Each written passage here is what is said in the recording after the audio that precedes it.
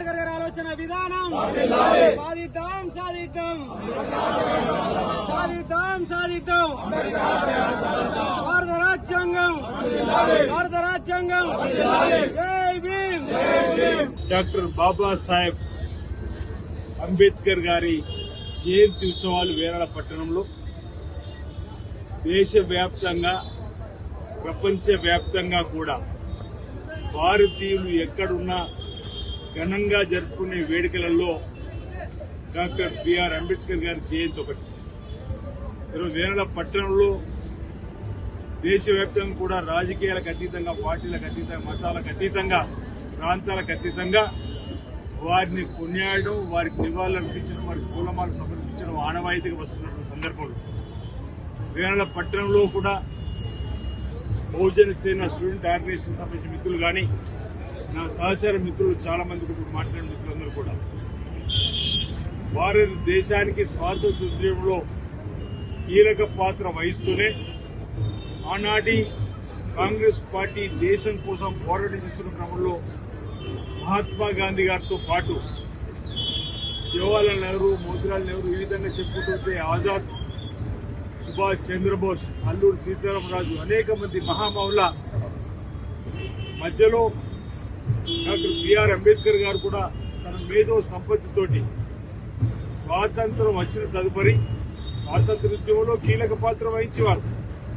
అట్టడుగు బలహీన వర్గాల నుంచి వచ్చినటువంటి వారు ఆ తదుపరి ఈ ప్రపంచంలో మన దేశం ఏ విధంగా ముందుకు సాగాలి, ఈ దేశంలో ఉన్నటువంటి అన్ని వర్గాల ప్రజలను, అన్ని మతాలను, అన్ని ప్రాంతాలను సమంగా అభివృద్ధి పథంలో తీసుకొని పోవడానికి కోసం లౌకిక దేశంలో అందరినీ ఏ విధంగా గౌరవించుకోవాలని చెప్పండి అన్ని దేశాలు ఉన్నటువంటి చట్టాలను చదివి వారు ఒక చక్కటి రాజ్యాంగాన్ని రచించి ఈనాడు మన దేశానికి అందించినటువంటి ఆ మహోన్నత వ్యక్తిని ఈరోజు మనం కొనియాడడం అంటే, వారిని గౌరవించుకోవడం అంటే, వారి ఆలోచన విధానాన్ని పురికిపుచ్చుకొని ముందుకు ఈ తరం పోవాలని చెప్పినటువంటి ఆలోచన ఈరోజు ఇక్కడ ఈ జయంతి సందర్భంగా వారి స్ఫూర్తిని, వారి ఆలోచన విధానాన్ని తీసుకుని ఈ తరం కూడా ముందుకు పోల్సినటువంటి బాధ్యత అవసరం ఉందన్న మాట ఈ సందర్భంగా తెలియజేస్తుంది. డాక్టర్ బిఆర్ అంబేద్కర్ గారి గురించి ఎంత చెప్పినా తక్కువే. డాక్టర్ బిఆర్ అంబేద్కర్ గారు పూర్వభూమిగా రానున్న భవిష్యత్ కాలంలో కూడా ప్రజలంతా కూడా దేశంలో ఏ విధంగా మెదలాలని,